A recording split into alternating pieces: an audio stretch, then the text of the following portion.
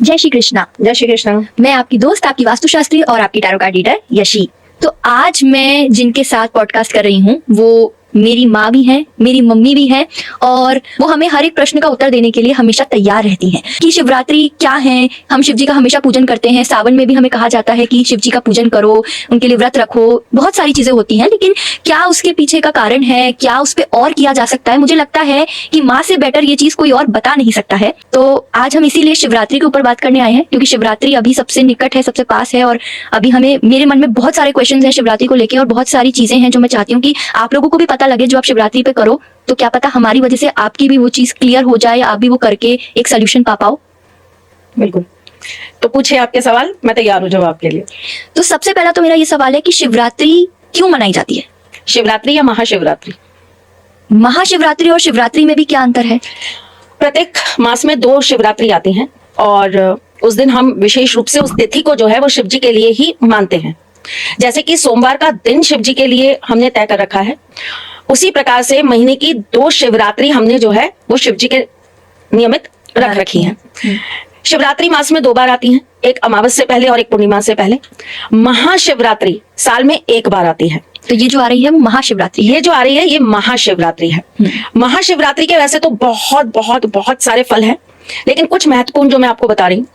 सबसे पहला तो ये कि इस दिन शिव जी की और माँ पार्वती जी की शादी हुई थी, तो उनकी ये एक तरीके से शादी की वर्षगांठ है, जिसे हम अंग्रेजी में एनिवर्सरी कहते हैं। दूसरा, शिवरात्रि जो बहुत कम लोगों को पता है, शिवरात्रि वाले दिन ही शिव जो है वो अपने निरंकार रूप से अपने साकार रूप यानी कि लिंग के रूप में हमारे सामने आए थे। और शिवरात्रि की रात्रि को ही, एक्चुअली इसके पीछे कहानी है छोटी सी, पहले वो बताती हूँ। क्या हुआ था कि ब्रह्मा जी और विष्णु जी के बीच में एक लड़ाई छिड़ गई थी और युद्ध ये था कि ब्रह्मा जी का ऐसा कहना था कि विष्णु जी उनके पुत्र हैं और विष्णु जी का कहना था कि ब्रह्मा जी उनके पुत्र हैं। तो ये जानने के लिए उन्होंने शिव जी के पास गए और शिव जी से कहा कि आप बताइए कि कौन किससे उत्पन्न हुआ है। तो शिव जी ने कहा कि आप ऐसा करिए, मेरे आकार का अंत मुझे बता दीजिए। उन्होंने कहा कि मेरा आरंभ और मेरा अंत पता कर लो, जो पता कर लेगा उसे मैं बता दूंगा कि कौन किससे उत्पन्न है। तो उन्होंने चालू किया। अब वो एक लिंग रूप था जिसको उन्होंने गणना करना चालू किया कि ये कहां जाकर समाप्त हो रहे हैं। उसका रिजल्ट ये निकला कि वो उसको नहीं जान पाए, उसका भेद नहीं ले पाए। तब उन्होंने अपनी गलती स्वीकारी और उन्होंने शिव जी से, भोलेनाथ से माफी मांगी और उन्होंने ये कहा कि आप ही आदि हैं, आप ही अनंत हैं, आप ही सृष्टि के रचयिता हैं और आप ही विनाशक हैं। और उसी वक्त उस शिवलिंग के 12 अलग अलग भाग हुए, जो हमारे देश में, भारत में 12 ज्योतिर्लिंग के रूप में विराजमान हुए। तो शिवरात्रि की रात्रि वो रात्रि है जिसमें शिवजी ने अपने आप को शिवलिंग के रूप में स्थापित किया था और उनके निरंकार रूप को एक साकार रूप मिला था। शिवरात्रि की रात्रि पर रति और कामदेव की एक कहानी और है, जिसमें कामदेव जो है वो भोलेनाथ का ध्यान भंग करने के लिए और माँ पार्वती के लिए उनके मन में प्रेम जागृत करने के लिए वो अपना कमान लेकर गए थे। और जब शिवजी को ये चीज पता लगी तो उन्होंने अपने नेत्र खोलकर उनको जला दिया था, भस्म कर दिया था। तो शिवरात्रि का वो भी एक संवाद है, प्रसंग है, जो शिवरात्रि पर ही किया जाता है, सुना, जिस शिवरात्रि पर ही जिसको हुआ था। अच्छा, ठीक है। और शिवरात्रि की रात्रि आध्यात्मिक रूप से देखा जाए तो इस दिन चंद्रमा और सूर्य बहुत समीप हो जाते हैं। तो चंद्रमा क्या है? आपका मन, आपकी आत्मा, और यहाँ सूर्य क्या है? वो आध्यात्मिक लॉ, वो आध्यात्मिक ऊर्जा जो शिव रूप में विराजमान है सृष्टि में। तो इस रात्रि वो आपके मन रूपी चंद्रमा को सूर्य रूपी शिव की आध्यात्मिक शक्ति आपस में एक दूसरे से मिलन का कार्य करती है। यानी कि आपकी आत्मा का, आपके अध्यात्म का, आपकी इंद्रियों का, आपके विवेक का मिलन इस रात्रि आपके इष्ट, आपके गुरु, आपके आध्यात्मिक गुरु, आदि योगी शिव के द्वारा आप उसको समझ पाते हैं, आप उसमें ढल पाते हैं और आपके इस जीवन चक्र में जो मोक्ष का द्वार है वो यहां से शिव के द्वारा आपके लिए खोल दिया जाता है। तो भगवान शिव जो कि हमारे जीवन में हर तरह से, हर पल, हर सेकंड हमारे आराध्य भी हैं, हमारे गुरु भी हैं, जिनसे हमें बहुत कुछ सीखने को मिलता है। जैसे कि शिव बारात, शिव बारात का ये महत्व होता है कि जब हम बात करते हैं कि भोले की बारात निकल रही है, तो भोले की बारात में भोले कैसे निकले थे? अघोरी रूप में। और उनकी बारात में कौन थे? भूत, पिशाच, ये सारे लोग थे। तो जब ये माँ पार्वती जी के द्वार पर पहुंचे तो इनका रूप कैसा था? गले में सर्प, शरीर पे भस्म। तो सब डर गए थे कि अरे भाई ये लड़का है, ये वर है जिससे मेरी पार्वती का विवाह होगा। और पार्वती जी को कोई फर्क नहीं पड़ा। उन्होंने कहा कि ये जैसे भी हैं, जो भी है, मैं इनको स्वीकार कर रही हूँ और यही मेरे पति परमेश्वर है जिनके लिए मैंने इतनी तपस्या की है, इतने व्रत रखे हैं, इतने जन्मों मैंने इंतजार किया। तो उसी समय शिव जी ने अपना रूप बदला और वो बहुत ही सुंदर रूप में अपने आए, जिन्हें चंद्रशेखर कहते हैं। उनके उस रूप को चंद्रशेखर कहते हैं। और इसी रात्रि में शिव जी का भव्य श्रृंगार किया जाता है। लेकिन अगर हम इसके पीछे भी आध्यात्मिक दृष्टिकोण से देखें तो एक साधक, एक मनुष्य जो शिव भक्त है, उसके जीवन में कितनी भी तरह की बाधाएं आए, परेशानियां आए, तकलीफें आए, वो सब क्या है? वो शिव बारात है, डरावनी। जैसे डरकर आप भय से युक्त हो जाएंगे, आपके अंदर डर उत्पन्न हो जाएगा। अब कैसे, क्या करेंगे, अब इनका सामना कैसे करेंगे, अरे यहां जाना होगा, अरे ये करना होगा, अरे लाइफ ऐसी हो जाएगी। डराना, लॉट्स ऑफ नेगेटिव थॉट्स। क्यों? क्योंकि शिव का नियंत्रण कहाँ है? आपके मन पर, आपकी सोच पर, आपके अध्यात्म पर। शिव इन्हीं चीजों पर तो आपका कंट्रोल करते हैं। तो तब अगर आपने उन चीजों को स्वीकार कर लिया और ये कह दिया कि जो भी है, जैसा भी है, मेरे भोले मुझे उसी रूप में स्वीकार है, तो आपके वो सारे व्याधियां, भय, चिंताएं, दर्द, पीड़ा सब साइड हो जाएंगे और आपको क्या मिल जाएगा? चंद्रशेखर, जो क्या है? सुंदर। और सुंदर कौन है? शिव। और शिव कौन है? सत्य। सत्यम शिवम सुंदरम। वाह, बताइए ये इतनी एक स्टोरी कहाँ से कहाँ लेकर आ गई। मुझे लगता है ये मुझे भी नहीं पता था। मुझे लगता है बहुत सारे लोग होंगे जिनको ये नहीं पता होगा। वो सिर्फ शिवरात्रि या महाशिवरात्रि मनाते जरूर होंगे और शायद सोचते होंगे कि माँ पार्वती और शिव जी का विवाह हुआ है इसीलिए मनाई जाती है। पर इतनी बड़ी मैं यहाँ पर थोड़ा सा तुम्हें टोकूंगी यशी। आपका तो मुझे पता नहीं, क्योंकि लोग सोशल मीडिया से थोड़ा सा चीजों को ज्ञात करने लगे हैं और लोगों को कुछ कुछ चीजें पता लगने लगी हैं। पर फिर भी मैं दावे के साथ कह सकती हूँ कि 70 to 75% लोग शिवरात्रि मनाते ही नहीं है। नवरात्रियों में कोई भी नवरात्रि मनाता ही नहीं है, जबकि उस त्योहार में उस त्योहार का महत्व लिखा है। शिवरात्रि रात्रि का त्योहार है, दिन का नहीं। और आपको शिवलिंग पर सबसे ज्यादा जल, दूध, गंगा जल, सारे तरह के पदार्थ चढ़ाते हुए भक्त कब दिखेंगे? सुबह 5 बजे से कतार में खड़े हैं। शाम के 6 बजे के बाद कोई शिवलिंग पर जाकर दूध का अभिषेक करता ही नहीं, जल का अभिषेक करता ही नहीं, घी का अभिषेक करता ही नहीं, भस्म का अभिषेक करता ही नहीं। जबकि शिवरात्रि चालू ही संध्या को प्रदोष काल से होती है और पहला शिवरात्रि का पहर आपके प्रदोष काल से आरंभ होकर अगले दिन सुबह के पहले पहर तक चलता है। शिवरात्रि की जो पूजा है वो 4 पहर की पूजा है और इसमें अलग अलग पदार्थों से अलग अलग पहर की पूजा की जाती है। अब जैसे आप ये बता रहे हो कि ये इतनी बड़ी रात्रि होती है, इतनी सिद्ध रात्रि होती है, तो डेफिनेटली कुछ चीजें शिवरात्रि की रात्रि में भी ऐसी होती होंगी जो नहीं करी जाती होंगी। तो ऐसी क्या क्या चीजें हैं जिन पे हमें ध्यान रखना चाहिए शिवरात्रि की रात्रि पे कि ये चीज थोड़ा सतर्कता के साथ करनी है या ये बिल्कुल ही नहीं करनी है? शिवरात्रि की रात्रि कुछ चीजें करना निषेध है, मना है, और लोग वही गलती शिवरात्रि की रात्रि पर जरूर करते हैं। तो सबसे पहली चीज जो शिवरात्रि की रात्रि पर नहीं करनी चाहिए वो सोना नहीं चाहिए। आपको निद्रा में नहीं जाना चाहिए, क्योंकि ये रात्रि आपकी आत्मा के जागरण की रात्रि है। ये रात्रि आपके आध्यात्मिक जीवन के जागरण की रात्रि है। ये एक साधक की साधना को जागृत करने की रात्रि है। ये एक व्यक्ति की इंद्रियों पर कंट्रोल करने की रात्रि है। ये आपके सारे के सारे चक्रास को एक्टिवेट करने की रात्रि है। ये रात्रि आपकी आत्मा का परमात्मा के साथ मिलन उसकी रात्रि है। तो इस रात्रि में जो सबसे पहला कार्य हमें नहीं करना चाहिए वो क्या है? हमें सोना नहीं चाहिए। अगर आप कोई अभिषेक नहीं कर सकते या कुछ नहीं कर सकते तो कोई बात नहीं, आप पूरी रात बैठकर ओम नमः शिवाय का, महामृत्युंजय का जाप कर लीजिए। एक चीज। दूसरा जो विशेष इस रात्रि में नहीं करना चाहिए वो आपको बिल्कुल भी इस तरीके से झुककर नहीं बैठना चाहिए, लेटना नहीं चाहिए। पहली बात, शयन अवस्था में नहीं जाना चाहिए। दूसरा, आपको ऐसे झुककर नहीं बैठना चाहिए। आपकी रीढ़ की हड्डी एकदम सीधी होनी चाहिए। इसका एक साइंटिफिक रीजन भी है। ऐसा कहते हैं कि इस रात्रि में उत्तरी गोलार्ध जो है वो ऐसी ऊर्जाएं अपनी यूनिवर्स के साथ संपर्क करके बढ़ा देता है जो आध्यात्मिक रूप से आपके अंदर की सारी विशुद्धियों को क्लीन कर देती है, समाप्त कर देती है। तो अच्छा, आपने कभी कोई पौधा देखा है जो मुरझा जाता है? देखा है। आपने कोई वृद्ध आदमी देखा है जो बहुत बूढ़ा हो जाता है? वो कैसे चलता है? ऐसे झुक के। जब भी हमारे जीवन, कहते हैं ना, सीधा खड़ा नहीं होगा कि तेरी रीढ़ की हड्डी ठीक नहीं है। रीढ़ की हड्डी का हमारे जीवन में बहुत महत्व है। हर चीज में। और हमारी यही रीढ़ की हड्डी जो है वो हमारी कुंडली जागरण का कार्य भी करवाती है।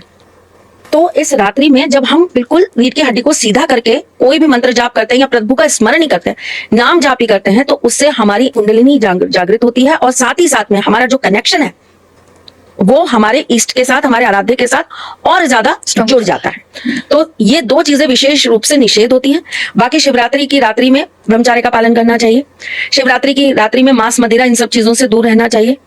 जितना ज्यादा हो सके इंसान को नाम जाप या मंत्र जाप या अभिषेक इस पर ही अपना ध्यान केंद्रित रखना चाहिए। चलिए, अब मैंने ये समझ लिया कि पहले तो कि शिवरात्रि क्यों मनाई जाती है, फिर मैंने ये भी समझ लिया कि क्या चीजें हैं जिनका थोड़ा सा ध्यान रखना चाहिए। खैर, मैं तो हर शिवरात्रि पे इन चीजों का ध्यान रखती ही हूँ, लेकिन आज जो हमारे साथ जुड़े हैं वो भी अब इस चीज का थोड़ा ध्यान रखेंगे। तो अब शिवरात्रि पे सबसे मेन चीज या फिर हमेशा ही ये तो रहती है कि ऐसे क्या उपाय हैं जो हम शिवरात्रि पे कर सकते हैं। मेनली अगर कोई पार्टनर की आपस में बातचीत नहीं हो रही है या वो ये चाहते हैं कि हमारी शादी हो जाए या वो ये चाहते हैं कि उनको उनका सही पार्टनर मिल जाए, क्योंकि कहते हैं कि जो स्त्रियों की शादी नहीं होती, जो लड़कियां होती हैं, वो शिव जी का ज्यादा पूजन करें अच्छे वर को प्राप्त करने के लिए। तो ऐसे क्या उपाय हैं जो लड़कियां या स्त्रियां कर सकती हैं एक वर को प्राप्त करने के लिए, एक अच्छा जीवन साथी प्राप्त करने के लिए, और वो भी वो दिन जिस दिन शिव और शक्ति एक हुए थे, वो दिन, वो रात्रि जिस दिन शिव जी ने अपने आप को एक बंधन में बांधा था। एक वैरागी, एक सन्यासी, एक अघोरी, सारी अपनी उन चीजों का त्याग तो नहीं कहूंगी, लेकिन उन सारी चीजों को एक तरफ रखकर उन्होंने एक गृहस्थ जीवन को अपनाया था और अपने साथ साथ उन्होंने अपनी शक्ति को भी अपनाया था। तो इससे महत्वपूर्ण दिन नहीं हो सकता, इससे महत्वपूर्ण रात्रि नहीं हो सकती अपने मनवांछित वर को मांगने के लिए। शिव तो वैसे ही बहुत भोले, शिव वैसे ही बहुत जल्दी प्रसन्न होने वाले देव हैं। और बात करेंगे प्रेम की, तो शिव से ज्यादा प्रेम कोई समझ नहीं सकता। जैसे मैं हमेशा कहती हूं कि प्रेम की विरह, प्रेम का दर्द, प्रेम में दूरी, प्रेम की पीड़ा, प्रेम के आंसू, जब हम इस प्रेम की बात करते हैं तो हम बात करते हैं मेरे ठाकुर जी की, क्योंकि प्रेम की उस गहराई को कृष्ण से अच्छा कोई नहीं समझ सकता। लेकिन जब हम बात करते हैं प्रेम के पूर्ण होने की, तो वहां पर किन किन चीजों से संघर्ष करना पड़ा, क्या क्या त्यागना पड़ा, किन किन चीजों से गुजरना पड़ा, क्या थे जो शिव नहीं बने मां पार्वती के लिए, चाहे वो उनका सती रूप था, चाहे वो मां पार्वती का रूप था, कितने रूप धरे उन्होंने, कौन सा ऐसा काम है जो उन्होंने नहीं किया अपने प्रेम को पाने के लिए। तो प्रेम प्राप्ति के लिए अपने प्रेमी या प्रेमिका को अपने वर या वधु रूपों में पाने के लिए इससे अच्छी रात्रि नहीं है उपाय करने के लिए। तो एक बहुत छोटा सा सरल सा उपाय बताती हूं मैं आपको। गुलाब जल, गुलाब जल के अंदर 4 बूंद शहद की डाल दीजिए। पर क्या वो गुलाब जल शुद्ध होना चाहिए? शुद्ध होना चाहिए। आप खुद ही घर में बना ले तो बहुत अच्छी बात है, केमिकल वाला गुलाब जल नहीं चाहिए, शुद्ध गुलाब जल। उसके अंदर आप 4 बूंद शहद डाल दीजिए और थोड़ा सा केसर, 2 पत्ती केसर आप उसके अंदर डाल के भोलेनाथ को अर्पित करिए। माँ पार्वती जी को, गणेश जी को, कार्तिकेय जी को, नंदी जी को अर्पित करिए और अपनी मनवांछित इच्छा प्रभु के सामने बोल दीजिए। उसके बाद आप 5 बार बोलिए, जय हो पार्वती नाथ की, जय हो पार्वती नाथ की, जय हो पार्वती नाथ की। 5 बार आप ये बोलिए और आने से पहले नंदी जी के कान में अपनी मनवांछित इच्छा, मनवांछित वर का नाम लेकर कि मेरी शादी इन्हीं से होनी चाहिए, ये मेरी आपसे एक छोटी सी प्रार्थना है, ऐसा आपको बोलकर आ जाना है। कौन से कान में बोलेंगे? लेफ्ट कान में बोलेंगे और राइट कान को बंद कर लेंगे। ठीक है, ये छोटा सा सरल सा उपाय शिवरात्रि में आप कभी भी कर सकते हैं, सुबह से लेकर रात्रि तक आप ये उपाय करिए और फिर देखिए इसका क्या मजेदार रिजल्ट आता है। शिवरात्रि के दिन अगर आप गौरी शंकर रुद्राक्ष 1.25 लाख मंत्रों से सिद्ध करवाते हैं और उसके बाद आने वाले सोमवार को उसको धारण कर लेते हैं, तो आपको आपका मनवांछित वर जरूर प्राप्त होगा। आपका विवाह शीघ्र अतिशीघ्र जरूर होगा। शिव गौरी कवच अगर आप शिवरात्रि की रात को सिद्ध कराते हैं और इसे आप विधि पूर्वक अपने यहां पर स्थापित करते हैं, तो ऐसा करने से भी आपके मनवांछित वर से ही आपका विवाह होगा। चाहे कितनी भी दिक्कतें आ रही हों, लेकिन आपका विवाह अपने मनवांछित वर से ही होगा।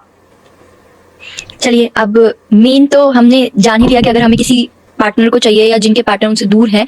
अब भोलेनाथ का तो मैंने सुना है कि वो बहुत भोले होते हैं, तो वो किसी भी चीज से प्रसन्न हो ही जाते हैं। लेकिन ऐसे कहते हैं कि भोलेनाथ के मंदिर में जब आप घुसते हैं तो नंदी जी हमेशा वहां मिलते हैं, और ज्यादातर अगर आपकी कोई भी मनोकामना है तो उनके कान में बोल दीजिए, वो सबसे पहले आपके भी उनसे दर्शन करने से पहले वो उनके कान में वो चीज पहुंचा देंगे। तो क्या ऐसा कोई उपाय या ऐसी कोई चीज जो हम मंदिर में जाके नंदी जी के साथ या नंदी जी के द्वारा कर सकते हैं, जो हमारी कोई भी मनोकामना? नंदी जी के गले में एक घंटी उस दिन जरूर बांधनी चाहिए, और वो भी विशेषतः लाल रंग के धागे में। और लोग जो कर्जे में हैं, जिनको धन संबंधी दिक्कतें हैं, वो 5 रंग के धागे में वो घंटी डालकर नंदी जी को बांध दें। 3 गांठ लगानी चाहिए, ओम नमः शिवाय, ओम नमः शिवाय, ओम नमः शिवाय बोल के, और अपनी मनवांछित इच्छा बोल देनी चाहिए। ऐसे ही शिव मंदिर में शिव परिवार भी होता है, और भोलेनाथ के मंदिर में ज्यादातर परिवार तो भोलेनाथ का दिखता ही है। तो ऐसा कोई उपाय जो अगर हम फैमिली में लोगों की डिस्टरबेंस चल रहा है, फैमिली में बच्चे और पेरेंट्स के बीच में बातचीत नहीं चल रही है, या पेरेंट्स के साथ बड़े बुजुर्गों के साथ थोड़े डिस्प्यूट चल रहे हैं, तो कोई ऐसा उपाय जो वो लोग कर सकते हैं जाके शिव मंदिर में? शिव परिवार के ऊपर 5-5 बेर चढ़ाइए। आपके घर के जितने डिस्प्यूट्स हैं वो अपने आप धीरे धीरे करके सुलझने लगेंगे। ओके। और प्रत्येक जो परिवार का सदस्य है उसको 5 बेर चढ़ेंगे। जैसे शिव जी पर 5, माँ पार्वती जी पर 5, गणेश जी पर 5, कार्तिकेय जी पर 5 और नंदी जी पर 5। 5 सब पे जी। अब जैसे अभी जो मेरी एज के चल रहे हैं लोग या फिर जो यंगस्टर्स हैं, उनका मेन ये रहता है कि हमारी ब्यूटी, हमारा नेम फेम, क्योंकि अब सोशल मीडिया का ही ज्यादा वो है, तो सबको ये रहता है कि हमारी ब्यूटी बनी रहे, हमारे बाल अच्छे रहे, हमारे चेहरे पे ग्लो बना रहे। तो इसके लिए कोई उपाय जो हम कर सकते हैं शिवरात्रि के दिन? शिवरात्रि की रात्रि पर आप अपनी नाभि के ऊपर इत्र लगाइए और अपने लेफ्ट हैंड से अपनी नाभि को ढक लीजिए। उसके बाद में आप आंखें बंद करके, पूरब की तरफ मुंह होना चाहिए आपका, आपकी आंखें बंद करके आप नमः शिवाय का 108 बार जाप करिए।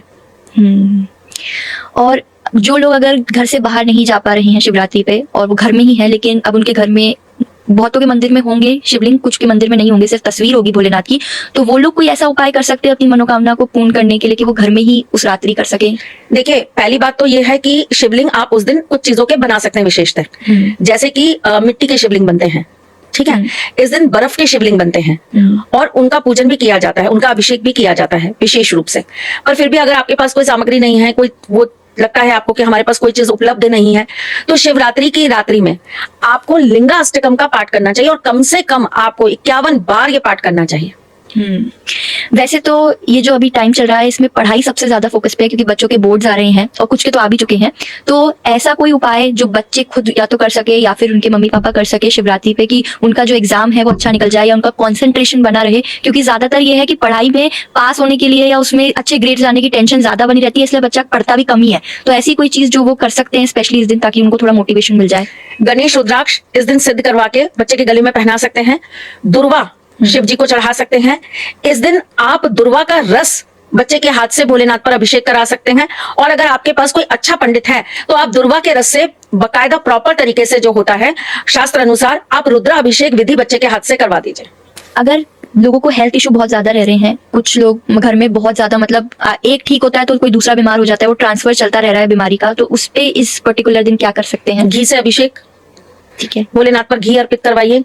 और अगर जो कर रहे हैं वो स्थिति में नहीं है कि वो कर सकें अभिषेक, फिर उनके नाम से कोई उनके घर का व्यक्ति कर सकता है। महामृत्युंजय जाप कर सकते हैं, अति लघु महामृत्युंजय जाप कर सकते हैं, लघु महामृत्युंजय जाप कर सकते हैं, उस व्यक्ति के नाम से दान कर सकते हैं। तो क्या शिवरात्रि पे सभी के लिए कोई ऐसी चीज है जो उन्हें दान करनी चाहिए, मतलब उनके लिए सूटेबल रहेगी? शिवरात्रि पर बहुत सारी चीजों का दान किया जाता है, अन्न का दान किया जाता है, फल का दान किया जाता है, कपड़ों का दान किया जाता है, आप घी का दान कर सकते हैं। ये सारी चीजें शिवरात्रि पर दान करना अति विशेषकर मानी गई है। इससे फल मिलता ही है, बिल्कुल मिलता ही है। हाँ। अब किसी के पारिवारिक संबंधित दिक्कत आ रही है, उनके दिक्कतें बढ़ती ही जा रही हैं दिन ब दिन, तो वो क्या कर सकते हैं? शिव जी के ऊपर गौरी शंकर रुद्राक्ष अर्पित करिए, या 5 मुखी रुद्राक्ष अर्पित कर दीजिए, ठीक है। या अगर आप ये भी ना कर पाए तो आप भोलेनाथ के ऊपर शहद मिलाकर, जल के अंदर शहद डालकर आप उनके ऊपर अर्पित करिए, और अपनी पारिवारिक स्थितियों के सुधरने के लिए आप उनसे प्रार्थना करिए। माँ गौरी को आप इस दिन 16 श्रृंगार अर्पित कर सकते हैं। माँ गौरी को आप पीले रंग की मिठाई अर्पित कर सकते हैं। जिन स्त्रियों के जीवन के अंदर पारिवारिक कष्ट बहुत ज्यादा बढ़ते जा रहे हैं, उन्हें इस दिन माँ गौरा को मेहंदी जरूर लगानी चाहिए। तो मुझे लगता है कि यही कुछ ऐसी मेन चीजें हैं जो लोगों को परेशान करती हैं, जो लोगों को थोड़ा सा टेंशन दे सकती हैं या उनको ये सारी चीजें थोड़ा सा वो है परेशान कर रही होंगी, तो हमने उन सभी चीजों के उपाय आपने मेरे को बताए हैं जो बाकी लोगों ने भी सुने हैं और वो जरूर इस चीज को करेंगे शिवरात्रि के दिन, महाशिवरात्रि के दिन। तो मुझे बहुत सारी चीजें सीखने को मिली, इस स्टार्टिंग की कुछ चीजें जो मुझे नहीं पता थी, कुछ ऐसी कहानियां जो मुझे नहीं पता थी, पर अभी के लिए मुझे लगता है कि यही सारी चीजें बहुत ज्यादा जरूरी थी और यही चीजें हमें आगे शिवरात्रि पे मदद कर सकती हैं। ये सब चीजों के भ्रम है।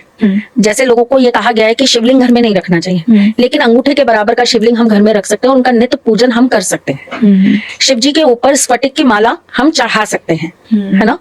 शिव जी के ऊपर रुद्राक्ष की माला तो चढ़ती है, लेकिन आप स्फटिक भी शिव जी को अर्पित कर सकते हो। तो हमें अपने घर के अंदर एक छोटा सा शिवलिंग अंगूठे के बराबर का जरूर रखना चाहिए और उनका निरंतर पूजन हमें जरूर करना चाहिए। इससे एक तो हमारे घर में रहने वाले सभी व्यक्तियों की मानसिक शांति बनी रहती है, घर में कलह नहीं होते, घर के कलह दूर रहते हैं घर से, और घर के अंदर तंत्र मंत्र जैसी चीजें भी नहीं होती। तो जिस किसी के भी घर पे नहीं है वो जाके लेकर आ सकते हैं और उनका सही तरीके से पूजन करा के फिर उन्हें घर में स्थापित कर सकते हैं, और जिनके यहाँ पे है वो पूजन करते रहें और शिवरात्रि पे भी करिएगा जरूर। अभी हम चलते हैं, आप लोगों से फिर एक नए पॉडकास्ट में मिलेंगे, नए डिस्कशन पे मिलेंगे, और आप कमेंट जरूर करिएगा कि आप किस डिस्कशन पे चाहते हैं कि मैं इनसे प्रश्न करूं, क्योंकि बहुत सारी चीजें हैं जो होती हैं प्रश्न करने की, तो आप लोग भी उसमें थोड़ा थोड़ा अपने क्वेश्चन रखिए करिएगा ताकि मैं और पूछ सकूं। तो राधे राधे, जय श्री कृष्णा, हम फिर मिलेंगे। जय श्री कृष्ण।